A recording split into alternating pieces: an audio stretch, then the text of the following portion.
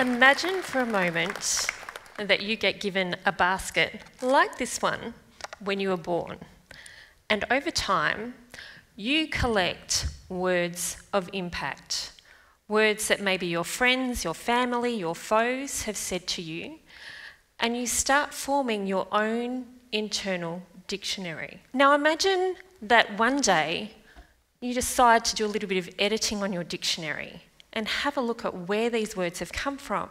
Now, I have actually taken that journey, but I'm not the first person to have done that. You see, one of the very first dictionaries that was created was done so in 1755 by a guy called Samuel Johnson in England. He created Johnson's Dictionary, and it was well regarded for around about 150 years until the Oxford Dictionary came along.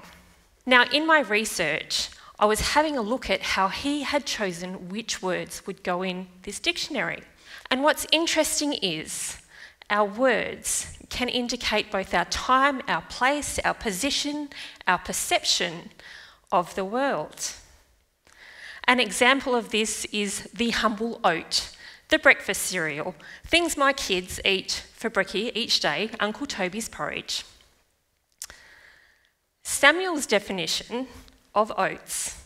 Now, his intent may have been to be funny, his impact may be different, but his definition was a grain that the English feed to their horses and the Scottish feed to their people.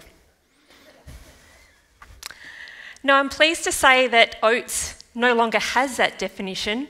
His intention was to be humorous, but it's now upgraded to be a little bit more truer and kinder to that actual word.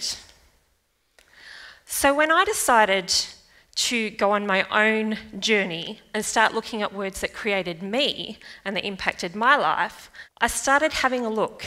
Now, let's see if I can catch a couple, challenge them, and choose what to do with them in my own personal dictionary. Perimenopause. Now that one, I'm afraid, is too hot for my body and my brain to define right now, so we might just park that one. What else do we have? 419er. Oh, similar to the oats, it was actually given to me by someone else around my social standing, where I came from, and it spoke more to their perception than it did to my potential. So while it's part of my history, I don't take their definition, I'll create my own. Strong. There's a good word. In 2018, I really chose to challenge this word. Now, from January to March each year, I refer to that as what I would call the reflective season of my life. It signals the anniversary of the passing of my mother, the anniversary of the passing of my older sister, and then my sister's birthday. This year, 2018, I was outliving my older sister, and I found myself very much cocooned inside my doona in the middle of a hot summer's day, ugly, crying, snotty, a little bit like the inside of a chrysalis, all messy and gooey, because I was concerned that maybe this word strong had caused me to lose part of my humanity. I worried that maybe this definition of strong meant that I no longer knew how to be soft, that I no longer knew how to ask for help or to be vulnerable. So I decided to challenge its definition and choose what to do with it. I'm a mum. I was conscious of what I would be teaching my children about strong. What kind of strong did I want them to have? Now, interestingly, when Samuel Johnson created his dictionary, he actually chose to share it with the Americas, and they had said to him, "No, thank you, we're actually going to create our own words," which is probably why mum ends up with a U versus an O and causes all kinds of dramas on Mother's Day. However, when I was thinking of strong and how I would pass it on to my children, I wanted to make sure that I could influence them in the right way. So for me to understand this word better, I chose to borrow a framework from a creative writing workshop called Septennials, which is where you look at your life in 7-year chunks and you look at the events that have happened, and you may write a piece of poetry or a piece of prose to actually describe key moments. And I thought, wait a second, I'm pretty sure I can use that to look at where these words have come from. So as I looked at strong, I looked at the data points associated with it, my beautiful memories. My very first experience of strong was when I was about 5 years old, and I'm standing at the edge of our family swimming pool in the middle of summer with my younger sister to my side, and she is trying to display her own strength as well at 2.5. We're arguing about her ability to swim without floaties. Not a really good idea. So as I'm standing there, I'm like, no, you can't do it. You have to wear them. You can't swim. Me can swim. Me can do it. Watch me. No. Yes. She rips the floaties off her arms, jumps into the shallow end of the pool, and plop, plop, plop, plop, plop, sinks to the bottom.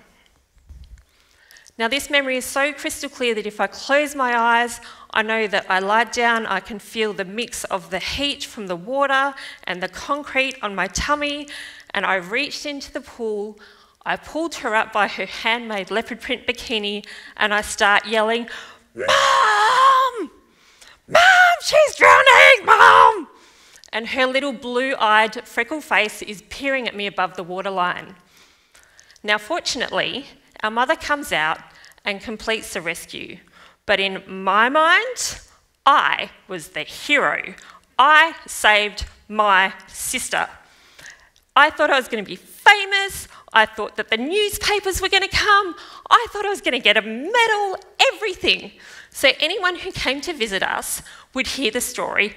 Did you know I saved my sister? Did you know I saved my sister? Did you know I saved my sister? I seriously thought I was a shit. I really did. My mother, however, watching my over-enthusiastic nature, pulls me to the side and she says, "Shh, no one likes a bragger." Now her intention was to manage my emotions. Her impact in that moment was different. Perhaps you felt what it's like to be silenced before. In that moment, my definition of strong changed. Strong and silent became besties. Not necessarily a great decision. Now, in my next 7-year chunk of life, I would continue that practicing of strong, but I would do it in secret. I'd practice to be my hero, Wonder Woman, jumping in my dad's abandoned office from desk to desk, yelling, "Wonder Woman! Wonder Woman!" until I woke up in hospital with a scar on my chin, unconscious, and it turns out that using someone else's strength is not that great if that definition doesn't belong to you. So that was a really good lesson for me as I looked at this. Now, I continued to think that strong and silent was a good idea. And eventually, through family, I found myself playing a game of hide and seek with someone who was using their version of strong, but not in the best way. I found myself inside a cupboard with a pocket knife at my throat, having my innocence stolen from someone much bigger, much wiser, much stronger than I. And even when questioned, I chose silent because I thought I was saving the people who needed to be saved. So I carried this strong, silent definition into my next 7-year chunk as I watched my mother do her own battles, silent battles, with mental health and depression from roughly 12 through to 19. When eventually she lost her battle, I became the strong one for my family. You can go and look for the suicide note. You can go and pick out the wardrobe. you can go and choose the lipstick to go on her cold, dead body.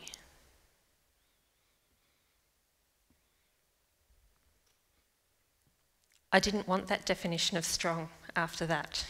So I would wrestle with it, trying to work out what it would look like. But it turns out that strong could be used for good as well. It taught me to speak up in business meetings, it taught me to empower other people, it taught me to help others use their voice. That was the strong I wanted to teach my kids. I did not want my kids to think that strong and silent went together. So now they're pretty much strong and loud, and sometimes I kind of think, well, maybe I should have taught them like strong and peaceful. That might have been a good idea. But I always want them to have a voice. So when I started realising that we can change definitions of our own internal dictionaries, I wanted to teach my kids how to do that as well. And I was looking for an opportunity to do this with an age-appropriate word for them. Now my kids, at home, I have 4. I have 2 bios and 2 bonus kids. And they argue, as kids do. If you've ever had a sibling, you've probably gotten into a little bit of a sibling biffo at some point. So I would notice this repeated behaviour happening where they would do something that wasn't quite right, and you'd hear, "Sorry," slam a door, and then a little while later, "Sorry," slam a door. A little while later, "Sorry," slam a door. So I'm thinking, okay, what's the definition of sorry? Now, if you look up sorry in any dictionary or you Google it, it will tell you that it's an apology, a show of remorse, but it doesn't actually talk about the purpose of the word.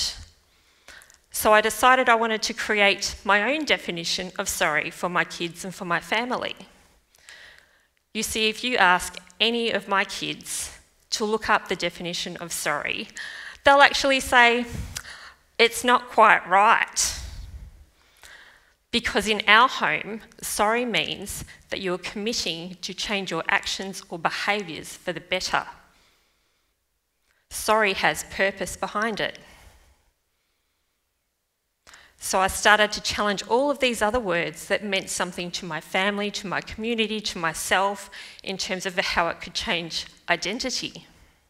So I'm curious, if you were to choose a word and change it to make your life better, or the life of your family, or the life of your community, if you could edit a dictionary, what would your word be?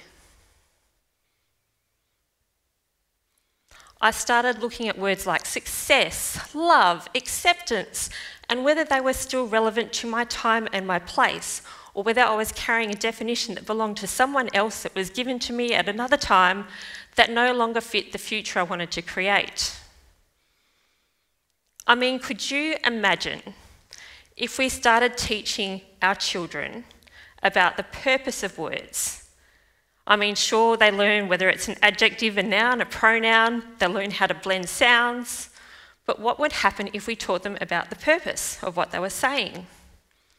What would happen if they knew what sorry meant when it was said in a playground? Now, I have kids who are approaching teenagers, and in Australia, teen suicide is actually the leading cause of death in our young people. Imagine the lives that would be saved if we talked about the purpose, or we upgraded our dictionaries to include a little bit more about the why. Imagine what would happen to our families if we challenged words like success and we knew that their definitions were fluid, that they weren't fixed, and that we could change them. Imagine what would happen to our planet if, when we looked at words like a tree, it was changed from a tall, woody perennial having a single stem with branches generally at the top, if we changed that definition to read something more like a tall, beautiful, perennial woody tree, without which we would surely not exist if we got rid of it.